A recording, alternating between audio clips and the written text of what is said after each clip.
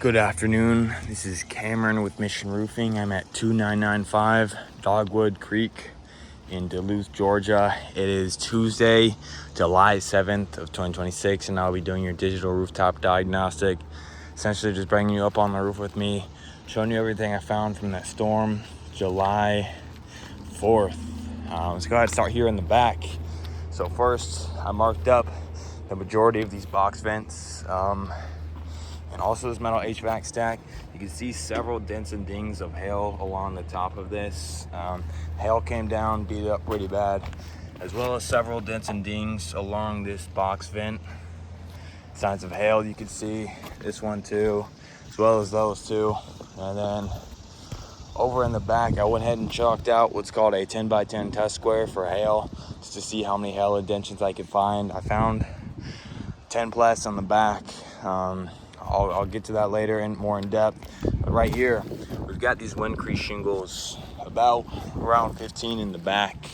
So what happens is the wind blows up, eventually unsealing these shingles like you could see right here, leaving these exposed nails underneath, unsealing it, and it gets this crease along the top from harsh winds pushing the shingle up and up. And so what could happen is water, whenever it runs down, it could get caught up, it'll seep down into these exposed nails underneath.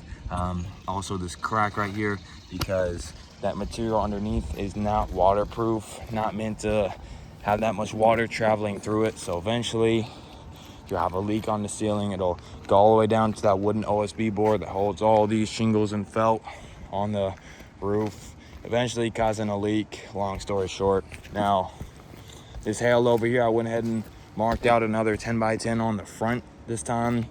About 10 plus on this face too. Now let me go close up to one of these hail indentions. So you see these little gray granules that look like gravel almost on the roof.